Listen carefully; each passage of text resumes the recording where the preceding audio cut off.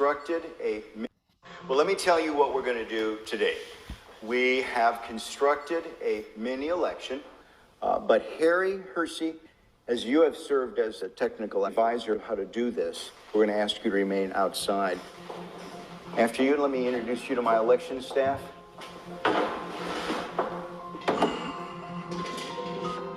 To ensure that we've not prepared some sort of a device that has been pre-rigged, pick the number, and then we'll grab that unit, and that will be the device that we will count the ballots on. I just feel like this is the one. Okay, and the winner is unit 15191. 5191.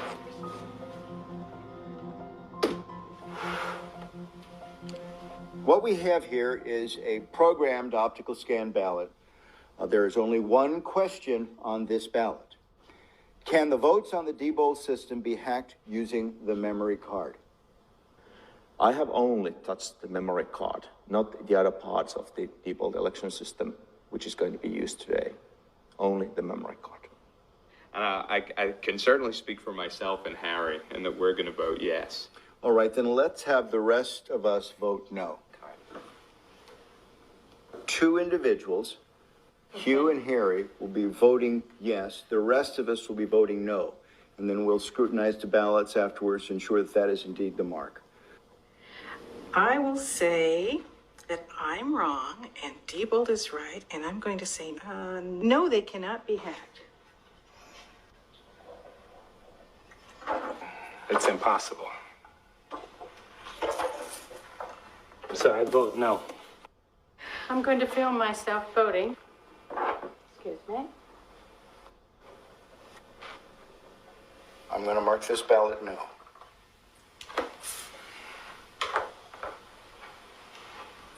Dr. Thompson? I am going to mark this ballot yes. I've seen some pretty concerning things. Well, it's down to you. You're the last voter, Harry. All right. I think it could be. So I vote for yes. You will be the second yes. All right. Here is the memory card I have touched. Okay. Now, this is the only piece of Diebold equipment that you've used. That's correct. Well, thank you. Let me take your ballot in. This card will go into this slot. The next activity that the election worker does on the morning of the election is turn the machine on, making it live to receive votes. When you do that, this machine will produce what is called a zero total tape. The machine is going through a self-test analysis, and then it'll spontaneously turn on.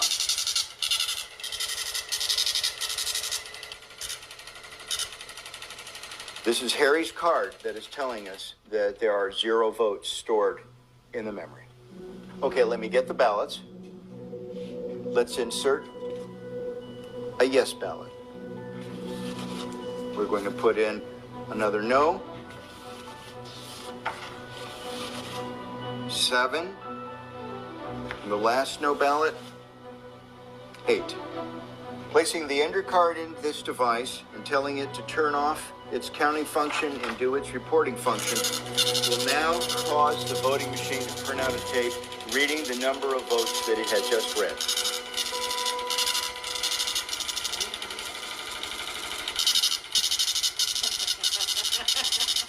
Oh my. Oh, oh no. What is it? What is it? 7 yes, 1 no. Oh my God. Oh my gosh. Let me see. Here's the tape. 7 people said it could be hacked. And we put through 6 and 2. 6 no no's and 2 2 yes. yeses. Oh my gosh, do you know what this means? How do we know that Harry didn't just change the report and the votes themselves on the memory card are still correct? If that was the case, when they go into GEMS, the results would be different, isn't that right? I mean, the only way to know that is to read them into GEMS and to check the vote totals. See what GEMS says. So should we do that? I think we should, because I want to confirm for my own analysis, is this just a superficial Right, that's a good hack? In other words, question. did we just change the words on this paper? And we will upload this memory card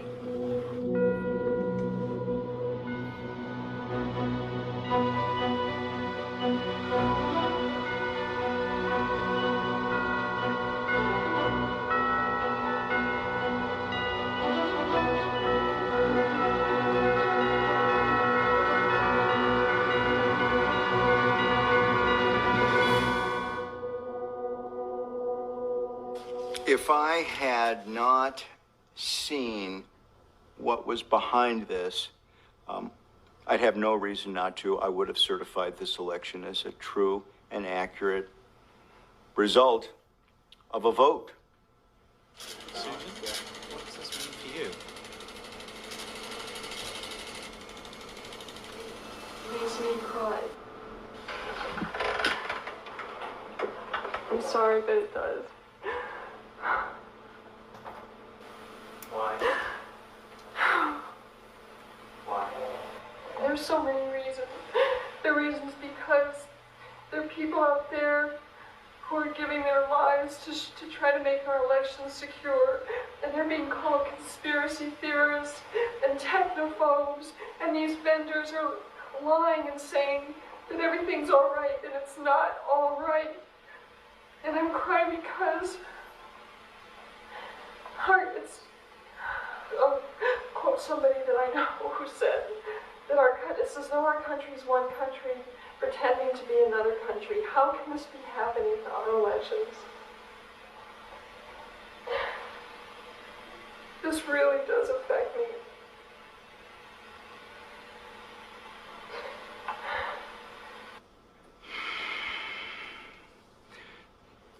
I don't know exactly how to describe what I saw here.